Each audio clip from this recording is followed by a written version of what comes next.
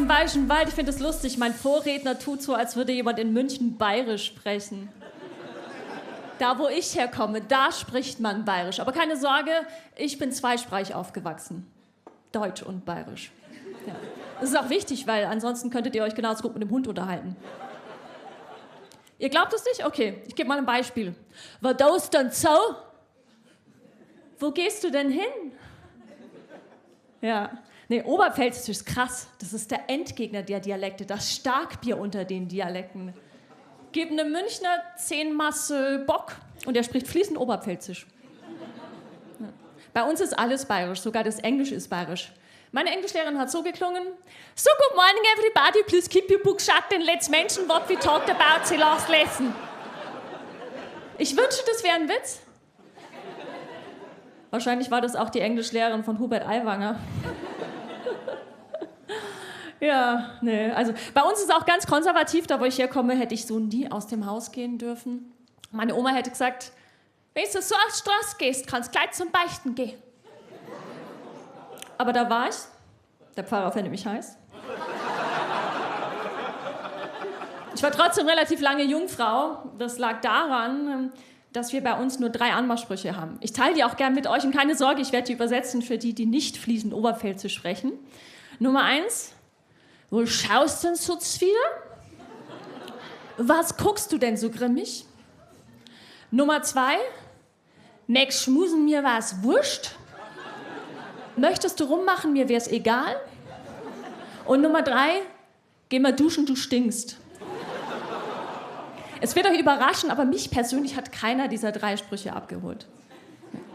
Es hat aber nicht nur Nachteile, in der Oberpfalz aufzuwachsen, hat auch Vorteile. Zum Beispiel, kennt ihr diese Anrufer, die einen abzocken wollen mit der Bank? Das kann mir nicht passieren. Ich habe eine Bank in der Oberpfalz. Wenn mich jemand anruft und sagt, guten Tag, Frau Pemmerl, hier ist Ihre Bank, sage ich, nein. Bei meiner Bank spricht keiner Hochdeutsch. Bei meiner Bank spricht mich niemand mit dem Nachnamen an. Bei meiner Bank stelle ich die Sicherheitsfragen. Ja, da war ich dann, und Sepp, wie war's im Skiurlaub? Und wenn dann jemand antwortet, gut, sage ich, du bist nicht der Sepp. Der Sepp war nicht im Skiurlaub, der hat sich beim Tennis den Meniskus gerissen, das weiß bei uns daheim jeder.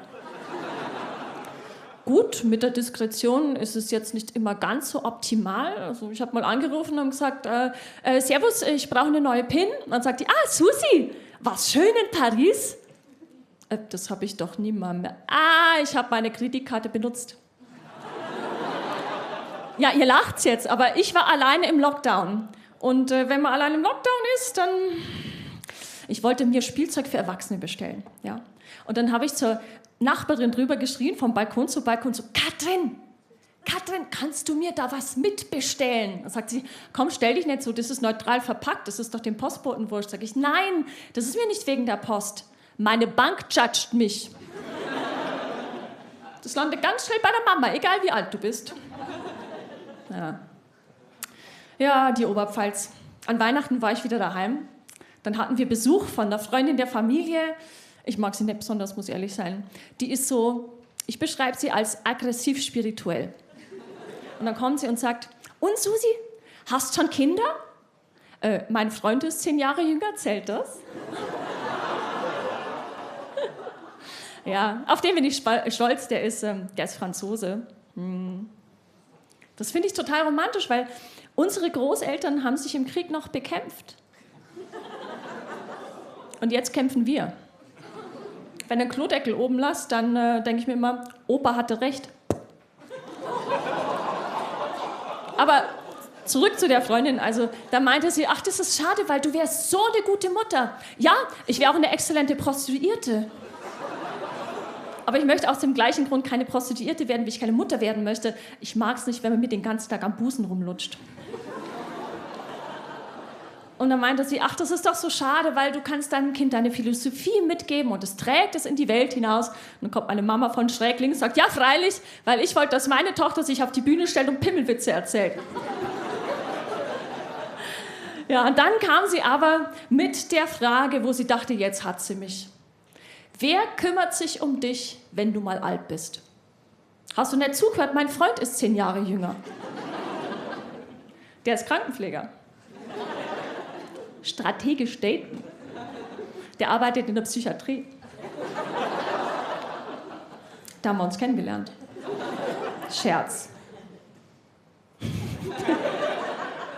Nee, ich kann mir hier keine Kinder leisten. Ich hatte nach dem Abi die großartige Idee, ich will Gesang studieren. Ich studiere Operngesang. Dann ist das Erste, was die Leute fragen, sing mal was. Macht ihr das mit allen Berufen? Ach, du bist Metzger? Da war der Hund? Zeig uns, was du drauf hast. Sing mal was. So mitten im Aldi. Wie stellst du euch das vor? So, ich zahle mit Karte, bitte.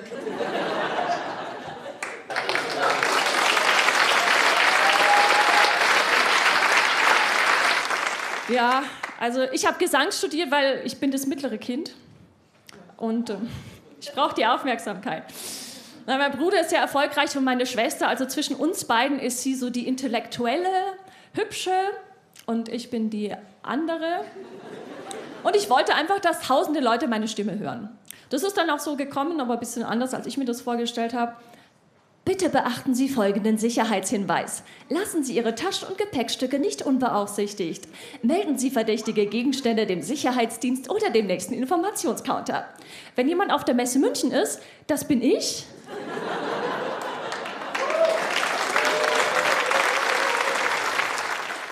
Und ja, das ist live. Und nein, das ist kein Witz.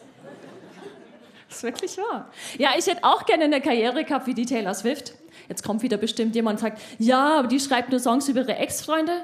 Ja, und jetzt ist sie Milliardärin. Das hätte ich machen sollen. Ich hätte einen Song schreiben sollen über das eine Mal, als der Michael Vogel hinterm Bierzelt mit mir Schluss gemacht hat mit den Worten, Susi, ich mag die einfach nimmer. Ein verpasster Welthit. Ja. Ich mag gar nicht sagen, ich bin auch Schauspielerin, also ich bin ungefähr 2-mal 30 Sekunden pro Jahr im Fernsehen zu sehen. Aber ich mag es nicht sagen, weil die Leute immer sofort fragen, bist du beim Tatort? Nein, Renate, du wüsstest, wenn ich beim Tatort wäre, weil ich würde von nichts anderem mehr sprechen. Ich würde sagen, ach, du musst aufs Klo? Beim Tatort haben sie auch Klos. Da drehe ich nämlich beim Tatort. Ja. Ich wurde auch mal als Prostituierte gebucht, also fürs Fernsehen.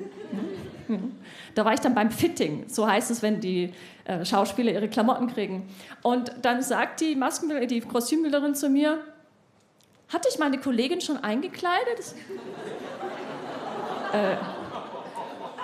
Ich habe 4 Monate da gedreht, ja. Und als es am Schluss rauskam, haben sie mich rausgeschnitten. Ja, das kommt bei mir irgendwie öfter vor. Das hat sehr früh angefangen. Ich war ein Kaiserschnitt. Ja, ich spiele keine großen Rollen, deswegen habe ich irgendwann noch Englisch studiert. Ich dachte, dann habe ich was Richtiges. Jetzt fragen alle, und was machst du mit deinem Englischabschluss? Please note the following security advice. Do not leave your bags or luggage unattended at any time. Aber Gott sei Dank habe ich Englisch studiert, weil wie würde das sonst klingen? Please note the following security advice. Do not leave your bags or luggage unattended at any time. Danke, das war's von mir.